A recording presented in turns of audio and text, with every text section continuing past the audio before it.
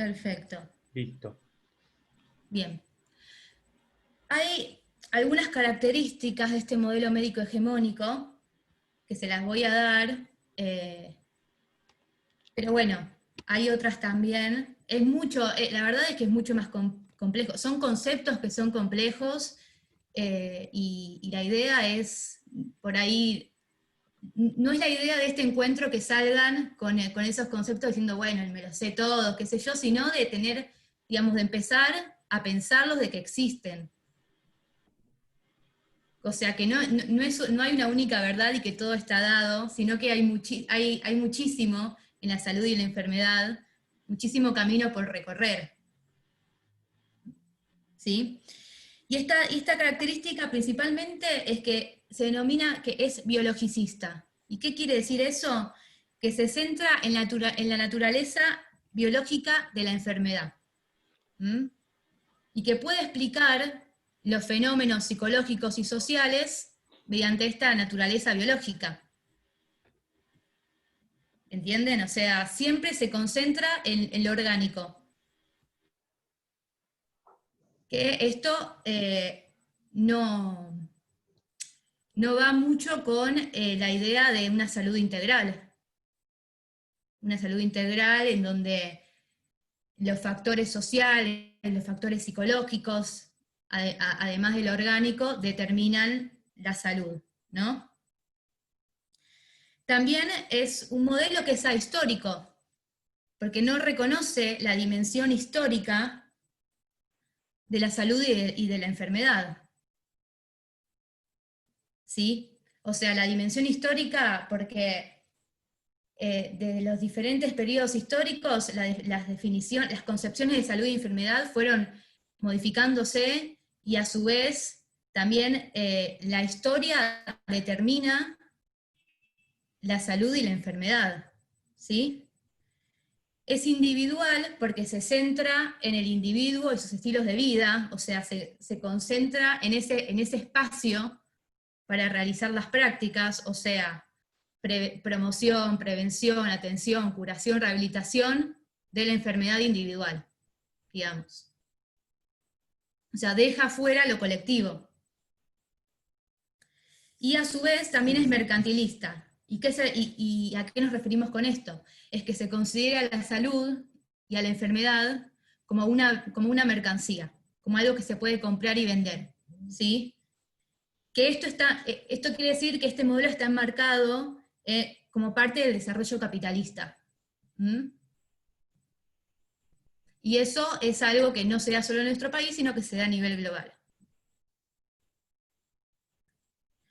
Entonces, este modelo se basa en la enfermedad, o sea, habla de la salud como ausencia de enfermedad orgánica, ¿sí? Y a la vez lo toma como un estado de enfermedad, un estado de salud, y de esta manera se reconoce como estático, como que es algo estático. Y en realidad nunca puede ser estático porque nosotros no somos estáticos, somos dinámicos, ¿sí? Ahora, claramente existieron y existen otras miradas sobre la salud y la enfermedad, como dije anteriormente. Ingresó alguien, ahí está. Que la entienden como que está atravesada por procesos históricos y sociales, pero este paradigma es el que prevalece a la hora de determinar, como les dije, el método científico que conoce y construye el abordaje que se da a la salud, desde sus instituciones médicas y también sanitarias, ¿sí? Pero no solo este abordaje, esta manera de concebir la salud y la enfermedad, está arraigado en el sistema de salud y en sus trabajadores y trabajadoras, sino que también está arraigado en el modo de pensar de las usuarias y los usuarios de esos sistemas de salud. Por ejemplo, a ver, les pongo dos ejemplos que me surgieron, pero también si alguno tiene algún otro ejemplo, lo puede decir, es este enfoque Fabián, levantaste la mano. Dale, ¿querés hablar? Te concedo la palabra. Está con el Ahora sí tengo audio. Ahora sí tengo audio. Está bien. Sí, vos hablabas de usuario. Yo he leído varias cosas últimamente, en estos últimos años, así, de 4 o 5 años a esta parte, cosas que tenían que ver con la salud, y no le dicen usuario, le dicen cliente al paciente. Cosa hiriente, ¿no? Cosa hiriente que ataca contra nuestro símbolo de la salud pública, porque en realidad es como que, viste, el cliente, venís y tenés plata, y si no, y si, bueno, de última te doy fiado, si no tenés, pero fíjate, acá no estamos para atender a las personas gratis. Creo Claro. que ese es y después también es cierto que se habla mucho de régimen, campo, todo bien. Yo estoy en contra de la palabra régimen por un montón de cosas, ¿no? Y estoy a favor de la palabra campo, me parece mucho más saludable, me parece, digamos, un contexto más apropiado para el desarrollo, el campo, sin tanto protocolo, digamos, rompiendo el protocolo a veces, y bueno, y guiándose por un eje central científico, ¿no? Por supuesto. Pero también tenemos que hablar de las personas que son cómplices de todo esto. Porque si bien pasa lo que pasa en el tema de la salud, no solamente es el régimen, hay alguien que lleva a cabo las cosas. Hay alguien que discrimina en el hospital y que hay alguien que se lo permite discriminar, como para dar un ejemplo, ¿no? Para decir algo. Sí, está perfecto, sí. Y Médicos, también médicos dentro... que... ¿eh? No, seguí. Médicos que mandan a trabajar a los obreros. Yo estuve muchos años, trabajé en el sindicato de la UOCRA. Yo me encargaba Esto que le de dé ese el tema, negrito después. de llevar a los compañeros a hacerlos preocupacionales, ¿viste? Y bueno, ahí me enteré de cómo es eso, ¿no? Un tipo herniado va a trabajar igual, un tipo con una bronquitis terrible, como había un trabajo atrasado, tenía que ir igual. Y entonces está bien, la ley es una cosa, hay que pelear en contra de la ley, pero las personas también tenemos que hablar de las personas.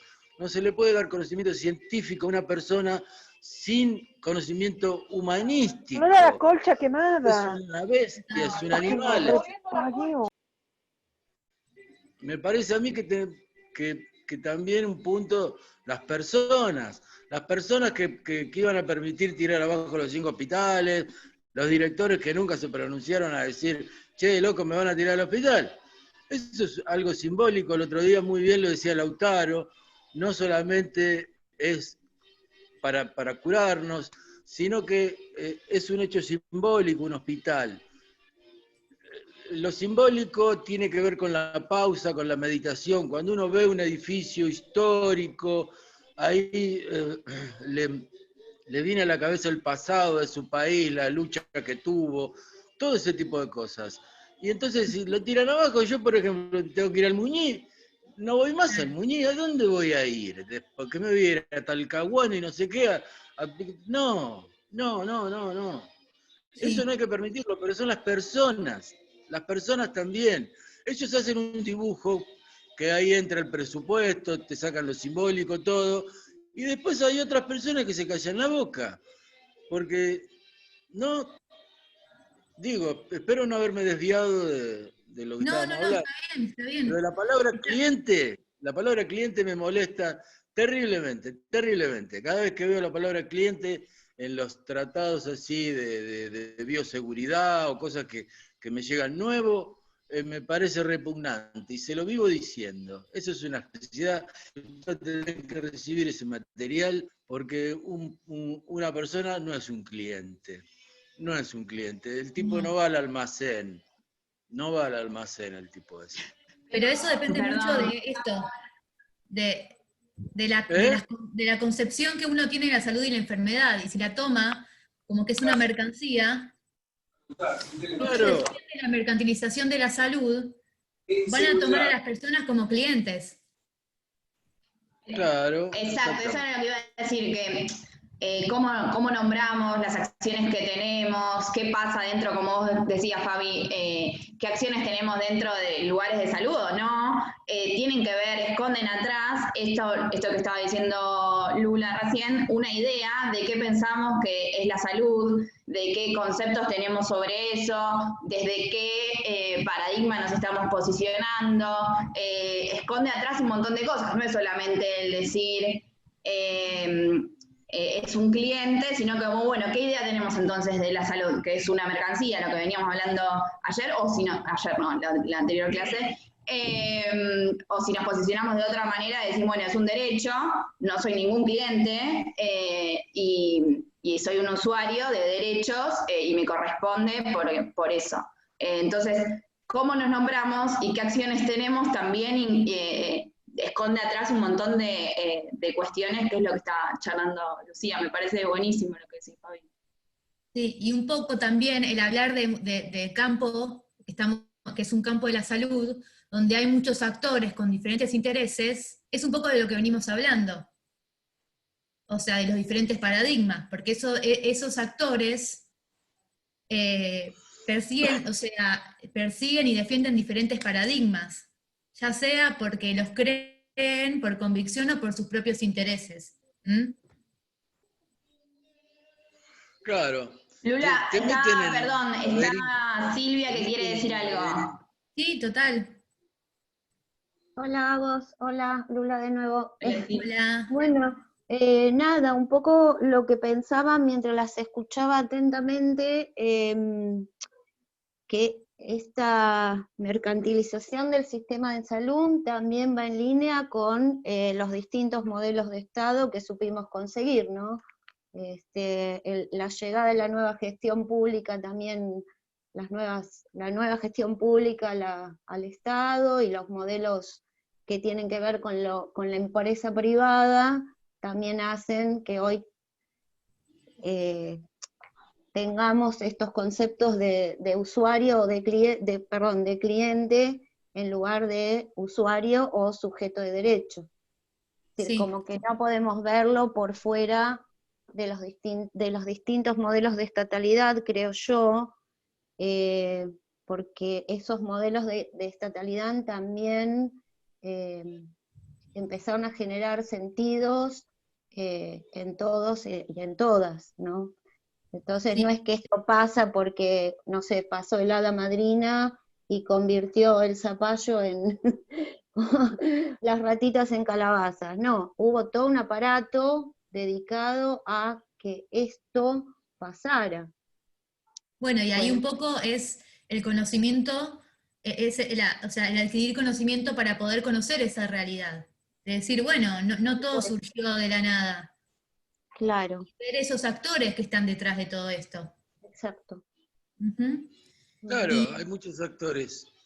Sí, Sí que hay muchos actores, y ahí está el tema, que hay muchos actores en todo esto. ¿Por claro. qué? Porque estamos hablando de adquirir conocimiento científico para poder defendernos en la vida, y hay gente que utiliza el conocimiento científico justamente para defenderse él solamente. Porque Completo, sí. cuando un presidente, como el expresidente Macri, da un anuncio de que va a entregar la mitad de las vacunas y todo eso, ahí toda la comunidad científica tiene que salir a decirle, vos sos un reverendo guacho, ¿cómo vas a hacer semejante cosa? ¿No? Bueno, entonces tiene que ver con la complicidad también, tiene que ver con que, loco, tanto necesitas para vivir, ¿a dónde te querés ir de vacaciones? Ahora van a estar un poco más jodidos porque van a tener que veranear acá en Argentina. Pero ponete una meta de vida, empezá a tener un poco más de humanismo, qué sé yo, plantá perejil en tu casa, ve que crezca un poco, ves a un chico, date cuenta de que las cosas que haces son fundamentales, Estoy hablándole a un científico, a un médico, a un profesional, por supuesto, ¿no? A un arquitecto, un ingeniero, y que realmente sean materias de consulta, pero a todo nivel, no solamente científico, sino también ético, que tengan una ética. ¿La ética profesional a dónde está? Sí, La verdad que no entiendo, ¿no? sí. Está bien, hay La que ética, cambiar esto, hay que cambiar. Yo soy uno de los críticos. Sí, mental. A mí me parece que es una aberración que a un tipo le digan, vos está bien, vos tenés problemas habitacionales, bueno, te podés quedar acá. Y ese tipo está completamente chiflado. Ese tipo se va a constitución. Y eso lo va a la ley, porque te va a ver que va a entrar a ti en la cara. ¿No? Bueno, hay formas evaluativas en los equipos de salud, ¿no? Que pueden, digamos, dar una interpretación diferente a lo que dice la ley. Y entonces ahí tenemos que apelar a las personas. Pero si las personas están en complicidad con todo esto, entonces se hace muy difícil todo.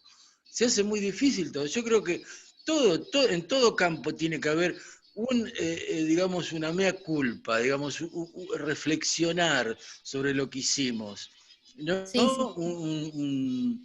Un decir, bueno, me equivoqué, voy a empezar de nuevo, yo quería disfrutar la vida, yo fui médico porque quería irme a las Islas Canarias, el otro porque qué sé yo qué, y bueno, esto puede pasar.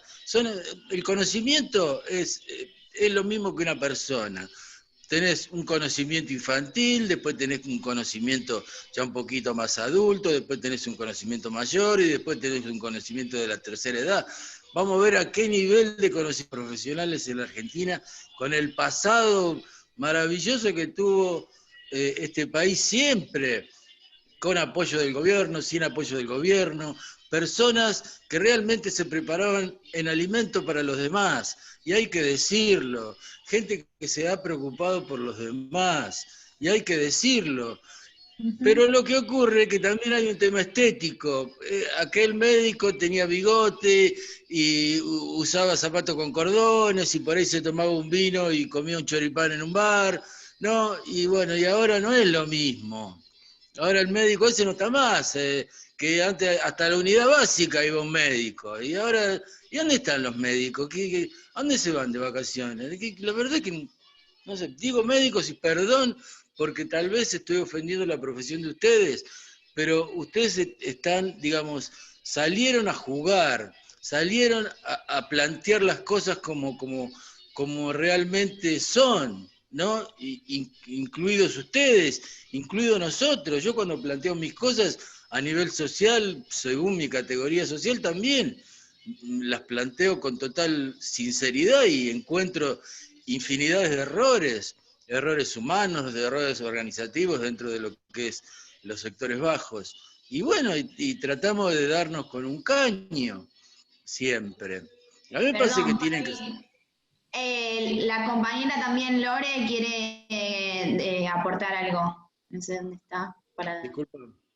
No, también para seguir. Ahí está Hola, Lore. ¿qué tal? Hola a todos y todas, todes. Estaba escuchando atentamente lo que se decía sobre el clientelismo y demás. Yo pienso que dependiendo o sea, como estábamos viendo en la clase anterior, ¿no? Los diferentes tipos de sistemas de salud que tenemos. Si tenemos una prepaga, obviamente somos clientes, o si no, no podrían sobrevivir. Para ellos, la medicina, o sea, la salud es un negocio. Es más, yo creo que para las obras sociales también, cuando tenés que hacer un tratamiento, tenés que pedir autorización, si sale muy caro y demás, te ponen como la traba, porque sale muy caro y es como que todo se paga, o sea, de algún lado todo es plata. Para la salud pública, lo que pasa es que no tienen los suficientes medios, la mayoría de los aparatos están rotos, o sea, vos te tenés que, una persona que está enferma o tiene que hacer un tratamiento, por ejemplo, muy complejo, tiene que estar rodando de derivación de los hospitales públicos para ver dónde se puede por ahí hacer un tratamiento, ¿no? O esté la máquina no rota o demás. Yo creo que hay un sistema de salud público totalmente abandonado. O sea, en una parte es como que acompaño al compañero Fabián y en otra parte es como que disiento con él, generalizando a los médicos con ese pensamiento. Yo creo que hay médicos que sí le gusta lo social, sí pone todo de su parte, y lo que pasa es que al no tener, en la salud pública, al no tener los medios, al no tener los equipos en condiciones, hacen lo que pueden. También son trabajadores que tienen que sobrevivir y llevar el pan a sus familias, obviamente. No hablo de los médicos de la Ciudad Medical o de Medicus, que por ahí tampoco generalicemos. También, obviamente, son trabajadores de un sistema donde ellos tienen 15 minutos para atender a una persona y no más. Por ahí vos te quedaste con más cosas para decir en un consultorio, vos vas al consultorio al médico y sabes que tenés un lapso de 15 minutos para hablar. O sea, no te puedes pasar. ¿Pero por qué? Porque no se lo permiten, porque el tiempo es dinero. Entonces sí, la salud sí es un comercio, es lastimosamente, tristemente, nos guste o no, la salud es una mercancía en este país y en el mundo. No así podemos decir, como dije antes, en los hospitales públicos, que sí hay un límite por ahí para los médicos y hacen lo que pueden de atención, pero ¿por qué? Porque a diferencia de lo que pasa en una prepaga, por ahí que vos pagás por una consulta o estás afiliado a una prepaga, pero obligan a los médicos a atender a 20 pacientes en un lapso de 4 horas, ponele, decir 4 horas, no tengo ni idea, ¿verdad? Por 15 minutos cada uno, y si es menos, mejor, porque así sigue el otro, y el otro, y el otro, que es un clientelismo, realmente es un clientelismo. Nos guste o no nos guste, es así. Somos clientes de ese, porque si vos no pagás la cuota, no te atienden. Si vos te atrasás a la cuota, no te atienden. O sea, y en el hospital público está abarrotado de gente. O sea, no conseguís turno para nada, obligan a los médicos a atender a un montón de personas.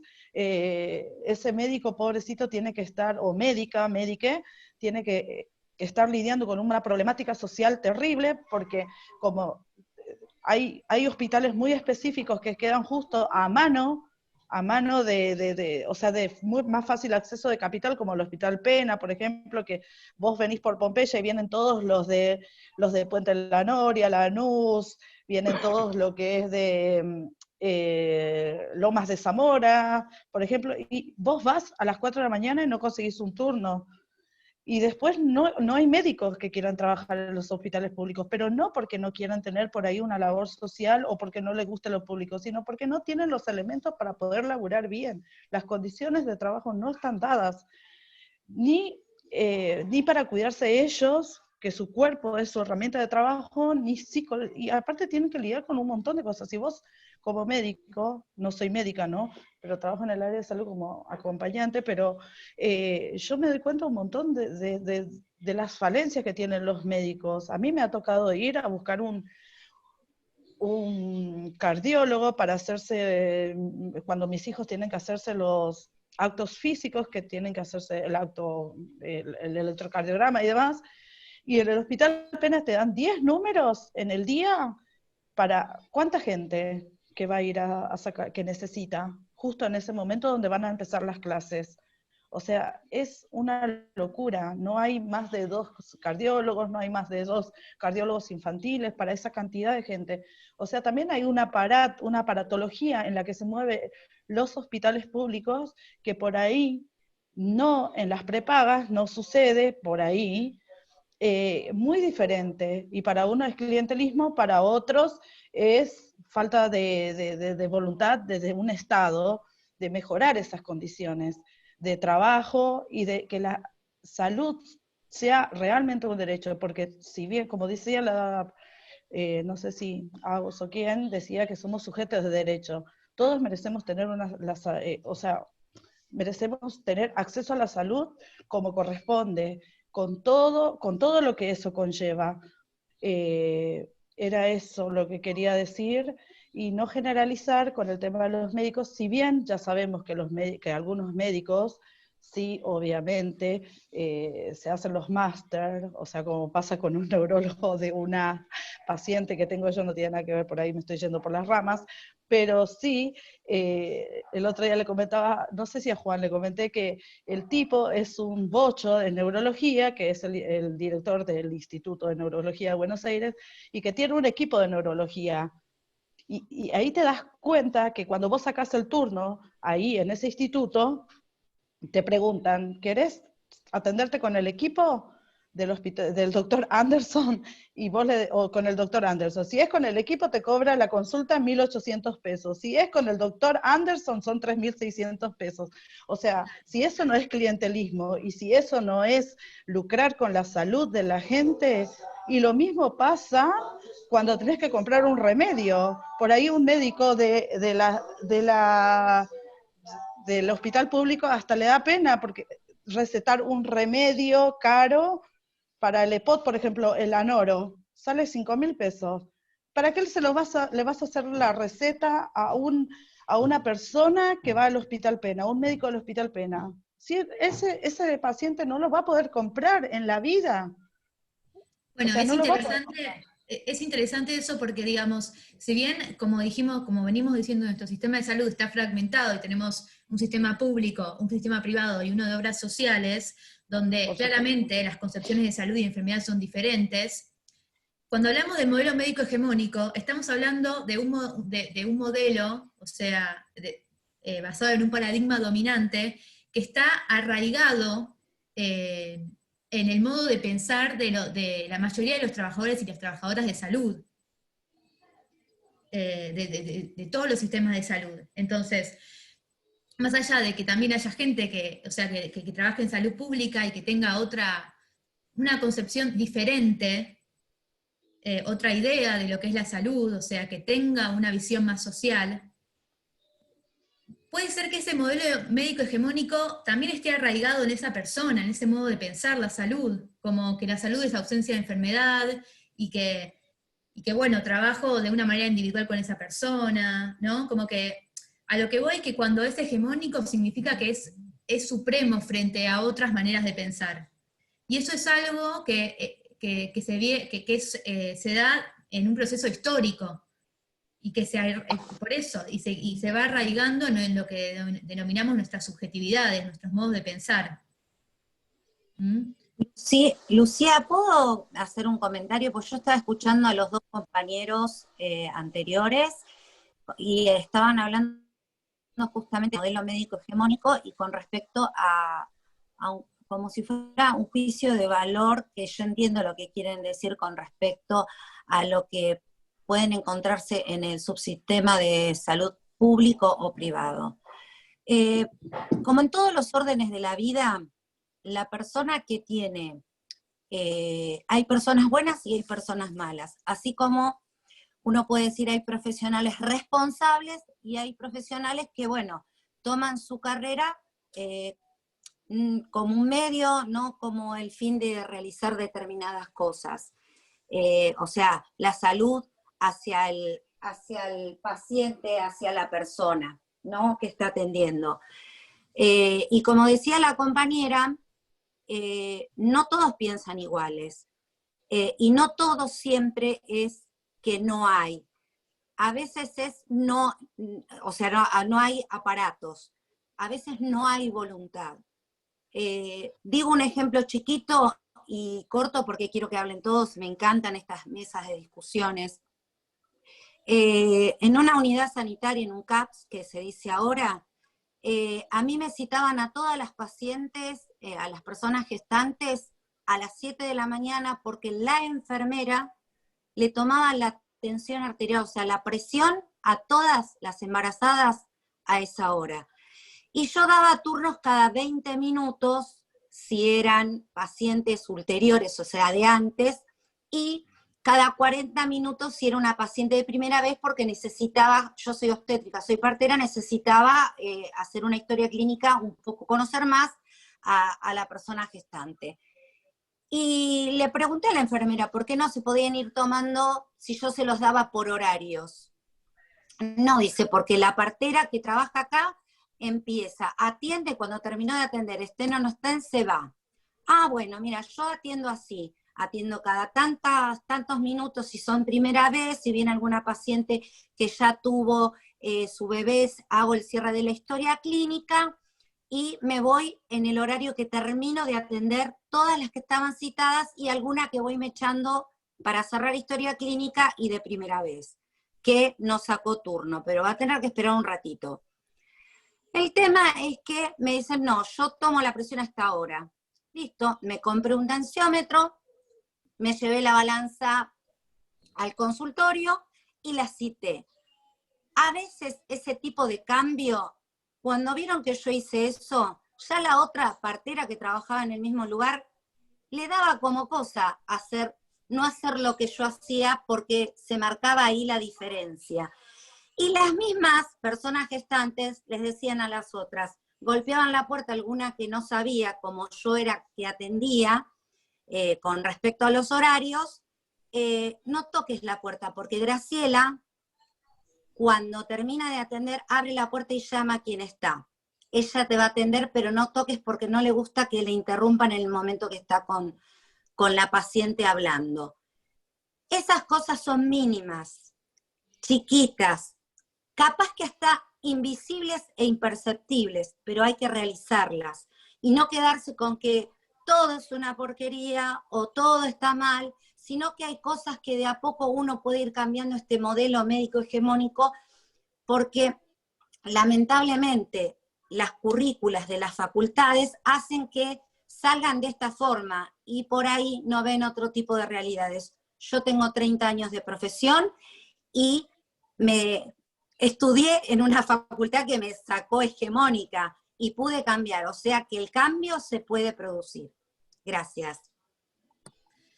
También por eso la idea de este posicionamiento crítico que sirve como, o sea, para los trabajadores que están actualmente trabajando en el sistema de salud, pero también para los usuarios y usuarias que demandan, o sea, que van a las instituciones de salud para demandar, digamos, que se vaya más allá de lo hegemónico. Y lo que habla la compañera de la formación que tenemos, ella, bueno, como obstetra y yo como médica, surge de una currícula que se ha diseñado con un informe que se llama informe Flexner, que fue, digamos, uno de los antecedentes históricos de este modelo médico hegemónico. Entonces, si bien hay personas que decidimos trabajar en el sistema público y que tenemos otra visión, nos hemos formado con ese modelo médico hegemónico. Entonces, a esto voy con lo arraigado que está en la manera de pensar de muchas personas, ¿sí?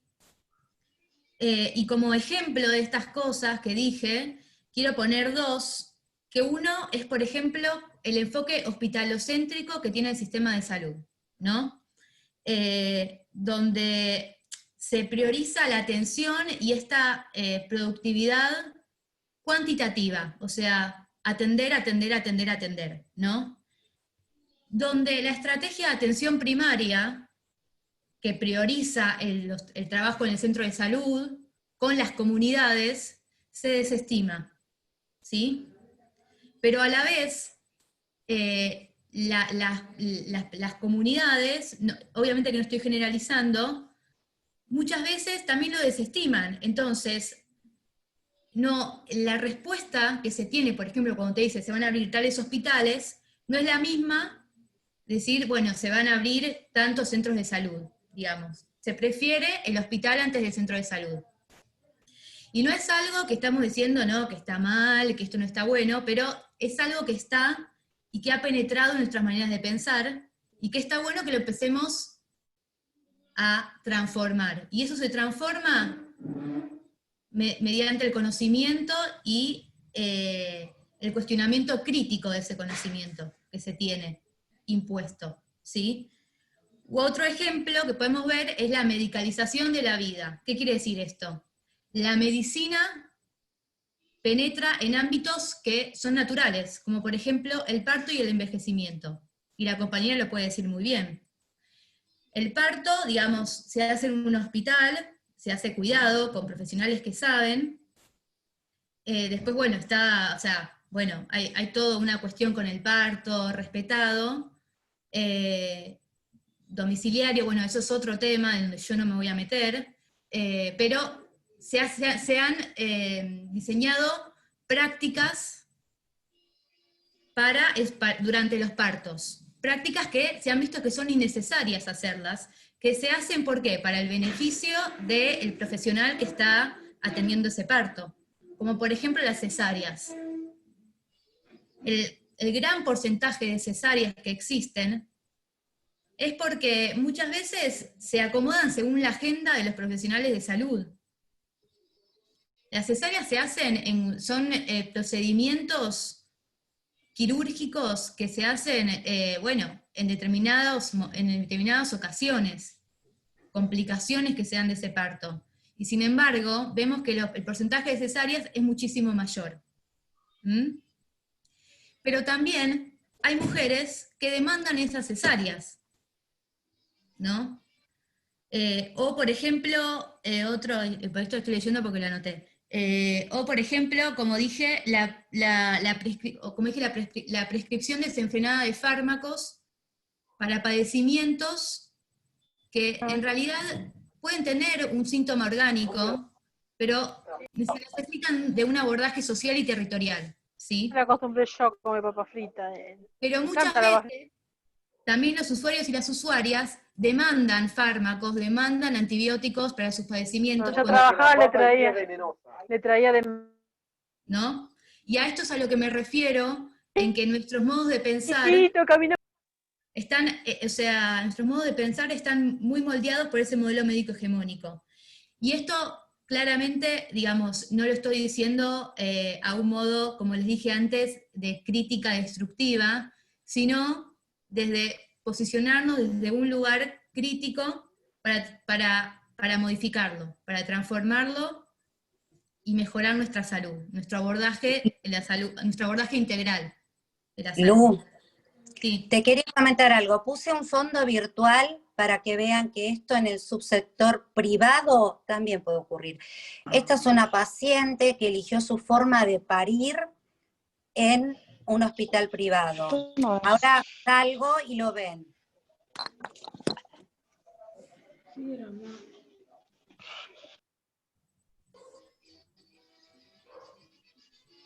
Por eso, yo trabajo en las dos, en los subsectores. Y se puede parir en un banquito, se puede parir colgada de una especie de liana, tomarse abrazando a su pareja. No está todo perdido, como dice acá Lucía. Hay cosas que hay que cambiarlas. Si yo creía que un parto se hacía solamente con la persona gestante acostada y ahora un parto de esta forma, no todo está perdido. Entonces, tener esa información de que se puede parir de esa manera desde los usuarios y las usuarias hace que puedan demandar eso. Obvio. Demandar de tratar de poner las condiciones en las cuales quieren realizar su trabajo de parto y su parto. Entonces termina siendo una decisión compartida, no una decisión impuesta por el profesional de salud que la está atendiendo, ¿no? Exacto. Entonces, como siguiendo un poco más, yo cuando les hablaba que existen y existieron personajes históricos que pensaban, que tenían diferentes concepciones de la salud y la enfermedad, quería mencionar a dos personajes que ya se han mencionado en lo que va de la diplomatura, que es Ramón Carrillo y Florial Ferrara, y decir una frase de cada uno de ellos para poder entender, digamos, cuál era su concepto de la salud y la enfermedad. Por ejemplo, una frase de Ramón Carrillo, que probablemente pueden que las conozcan, que es: frente a las enfermedades que genera la miseria, frente a la tristeza, la angustia y el infortunio social de los pueblos, los microbios como causa de enfermedades son unas pobres causas. Y Florial Ferrara dice: la salud es la lucha por resolver un conflicto antagónico que quiere evitar que alcancemos el óptimo vital para vivir en la construcción de nuestra felicidad. Y cuando leo lucha, puedo pensar que esta lucha se da en este campo de la salud, donde existen diferentes paradigmas, pero que hay un paradigma dominante que se impone. Y es ahí donde nosotras, nosotras tenemos que conocerlo y crear ese posicionamiento crítico. ¿Sí? Pero bueno, también,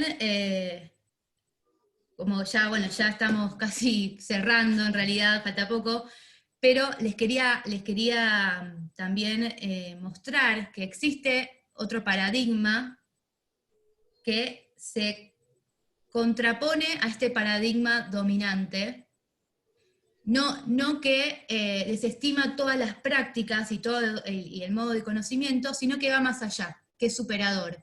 Y este paradigma surge también desde un posicionamiento crítico. Por eso es que este paradigma podemos decir que es crítico y por tanto emancipador, porque tiene el objetivo de lograr la autonomía de los pueblos para construir su propia salud, su propia concepción de salud, ¿sí? Este paradigma sustenta lo que se denomina medicina social latinoamericana y salud colectiva. Es un paradigma que surge en la década del 60, del 70, 1960-1970, es latinoamericano, es un paradigma que surge de Latinoamérica. Y este paradigma lo que tiene de interesante es que no solo se va construyendo con profesionales de salud y académicos, sino que también se nutre de los movimientos sociales en sus luchas por sus derechos, en las luchas obreras, en las luchas feministas, de los pueblos originarios, ¿sí? Y uno de los conceptos en los que se basa, de las categorías en las que se basa este paradigma, que también es bastante complejo, pero está bueno por ahí dejarlo para que nos empiece a resonar, ellos lo llaman la determinación social de la salud. Y por este concepto entienden que existe una compleja trama de relaciones entre dimensiones culturales, económicas, políticas, sociales, históricas e ideológicas que determinan nuestro proceso de salud e enfermedad. ¿Por qué? Porque creen que la salud y la enfermedad se da en un proceso, no es un estado, ¿sí? Y que ese complejo entramado de dimensiones que mencioné y de relaciones de poder determinan las maneras los procesos de salud, de enfermedad y también de muerte. Y esto lo podemos ver entre diferentes regiones, entre diferentes países y también dentro de un país. Como por ejemplo, nuestro país y particularmente hablemos de acá, de Cava. Donde vive una persona determina su proceso de salud, enfermedad y muerte. Y eso es claro. No es lo mismo vivir en la 21-24 que vivir, por ejemplo, en Barrio Norte. Y eso es una realidad. Entonces, frente a esa realidad, un método científico, empírico, que se dedica simplemente a la experimentación y la observación de fenómenos, no tiene en cuenta todo esto. Entonces hay una parte de la determinación de la salud que no está en juego ahí. ¿Sí? Por eso, se contrapone con el modelo médico hegemónico que toma a la enfermedad como un estado de carácter estático, y no de carácter dinámico como es un proceso, ¿sí? Y lo que explica también este paradigma es que esta salud se presenta en 3 espacios de determinación. Un espacio que es el general, en el que hablamos de la sociedad, en el que hablamos del modelo de producción capitalista del mundo, en el que hablamos de la dimensión económica, de las dimensiones políticas, ¿sí?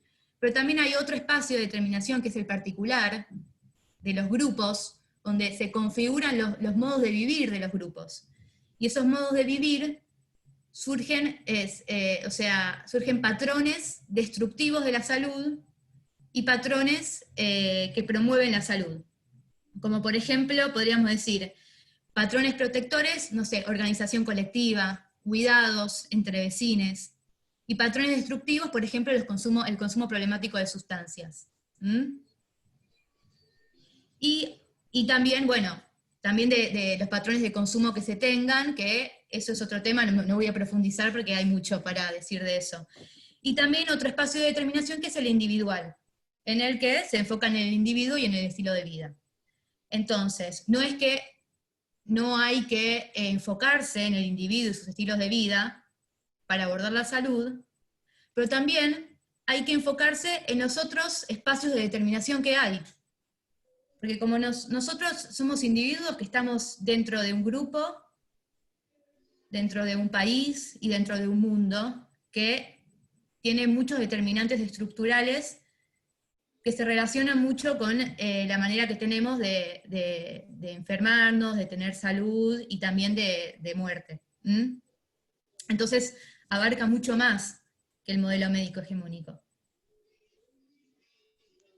Y acá es muy interesante por ahí hablar de la pandemia, en el sentido de, un poco cuando hablamos de los efectos, ahí podemos ver que la salud es multidimensional, porque los efectos de la pandemia no son simplemente que el coronavirus, que el virus me genera la enfermedad COVID-19 en las personas, sino que hay muchas otras cosas, o sea, relacionadas con los diferentes abordajes que se deciden dar en esta pandemia, que están determinados por los factores políticos, económicos de un país, cuarentena sí, cuarentena no, y además de eso, dependiendo de dónde vive cada uno, es cuáles son los cuidados que puede tener esa persona frente al coronavirus, ¿no?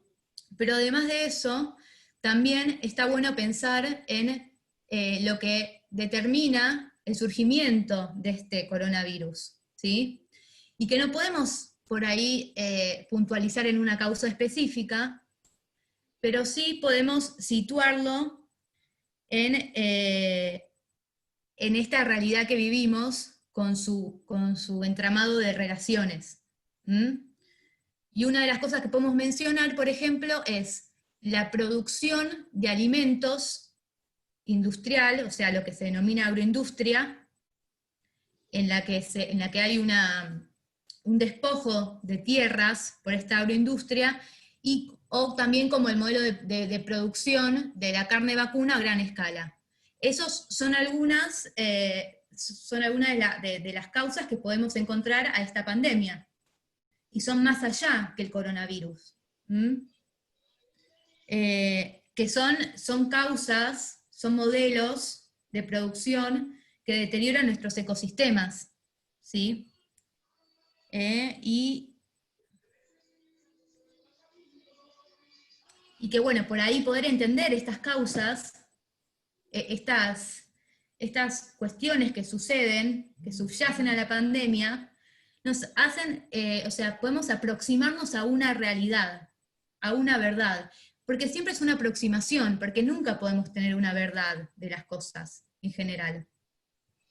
Pero sí podemos tener una aproximación, y desde ese lugar podemos generar un posicionamiento crítico frente a eso.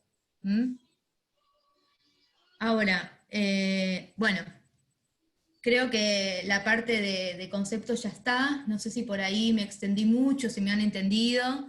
Como digo, la idea por ahí no es